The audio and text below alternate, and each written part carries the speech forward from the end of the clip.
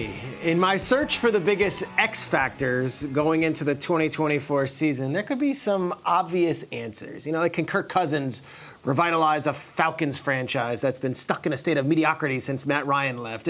Is Isaiah Pacheco ready to take the leap and in year 3 be the one to cement KC as the first three-peat Super Bowl champions in NFL history? Or is it a guy like Gerard Mayo or Raheem Morris? We can go down the list.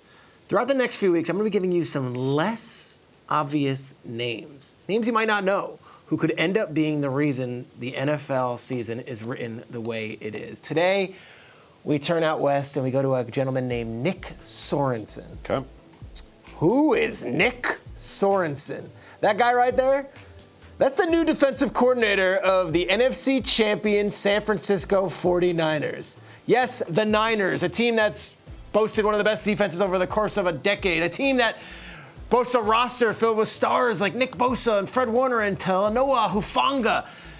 That's a defense that's had defensive coaches turned NFL head coaches like Robert Saleh and DeMeco Ryans in just the past few years. That defense was in the middle of the league, and despite a Super Bowl appearance last year, was viewed as average amongst the rest of the best. That defense wasn't quite good enough for Kyle Shanahan's liking last season, and it wasn't quite the one that Kyle Shanahan wanted to bring back this year.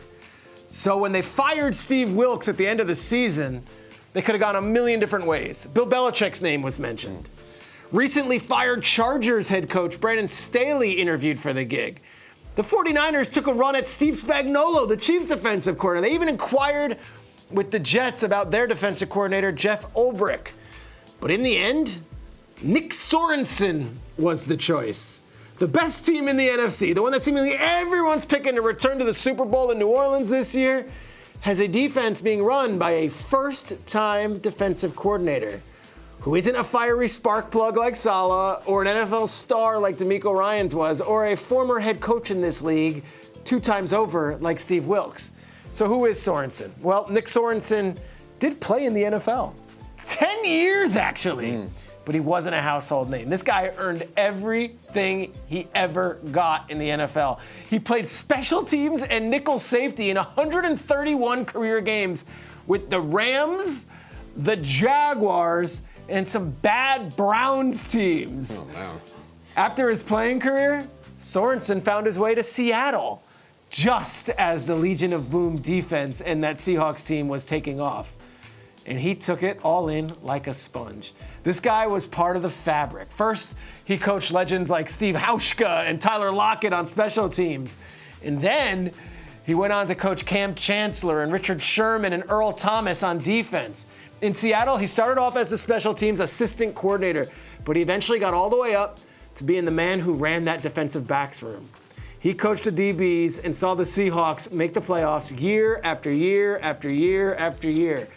But after 2020, he got a call to come to the Jacksonville Jaguars. That call was from Urban Meyer. And Nick Sorensen said, okay, I'm going to take the leap. I'm going to go with Urban from the college game to the pro game. And he became the special teams coordinator for the 2021 Jaguars. Well, as we know, Urban Meyer was fired in December, and so was the rest of the staff, Sorensen included. So San Francisco was the next stop. But it wouldn't be as easy as finding a defined role with a staff as loaded as Kyle Shanahan's was, so he became a jack of all trades. He helped the linebackers in 2022 when the position coach Johnny Holland was out dealing with cancer treatment. And last season, the title was officially Team's Passing Game Specialist, which is as nebulous as it gets. And he primarily worked with the nickelbacks. You see, Nick Sorensen is by no means a household name, but for the majority of the last 25 years, this guy has been either a player or coach in the NFL. The players seem thrilled that he's the one calling the shots on defense, and Kyle Shanahan's been super positive about the hire. But make no mistake, this isn't Bill Belichick. Yeah. This isn't Steve Spagnuolo. This isn't even Brandon Staley, who, by the way, is still on staff in the background as Sorensen is the defensive coordinator. See, as X factors go this season, Nick Sorensen is right up there with the biggest names in the business. If he's a smashing success, we'll be talking about the Niners deep into January, and he could very well be a head coaching candidate / head coach by the time we get to late January. If he's not a success, well, let's not quite go there just yet.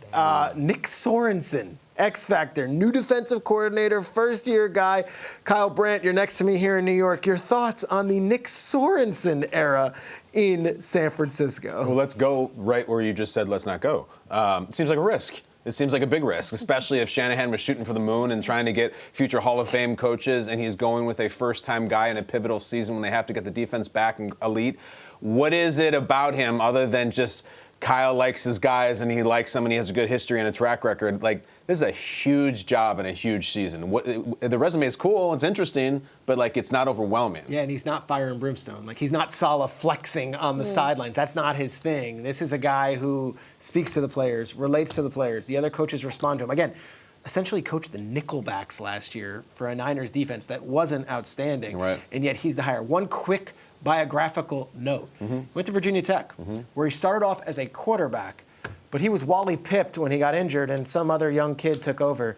That guy was Michael Vick. Oh, man. And Sorensen never played quarterback again. That was kind of it, and he had to make his way in a different way, and he ended up being a special teams demon in the league. Akbar, you got to love these stories. Yeah, that's a pretty cool biographical note right there. Wally pipped by Michael Vick.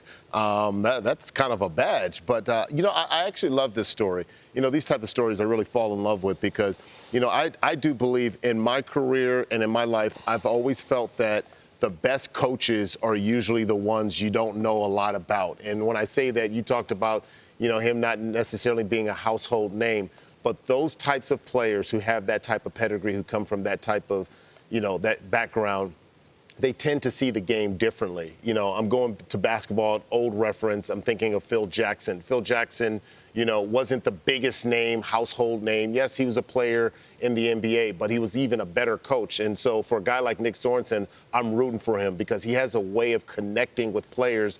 I'm sure that a lot of coaches who have a lot of early success may not be able, because a lot of them wear egos. And so for a guy like Nick Sorensen, may not have the ego. I'm thinking of Rob Minuski.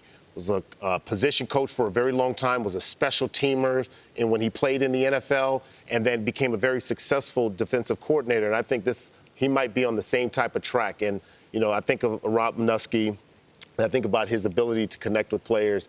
So I'm hoping this for Nick Sorensen. I'm hoping the 49ers luck with this transition. I always like to Akbar's point, gauge just how well-known or popular a guy is just with, this is the first time that if you're on a new device or surface, if you will, and you search his name, so you're getting the freshest responses. Apparently there's an Anaheim Ducks prospect named Nick Sorensen as well. The searches are right there. They're level-headed. So this is how little we know about this guy in terms of his career. But I kind of like it for the 49ers. And, Peter, I think in this era coming off of the Olympics of athlete mental health and kind of trying to touch every part of the game and their lives, sounds like this could be an innovative fit. And no one more innovative than Shanahan. Yeah.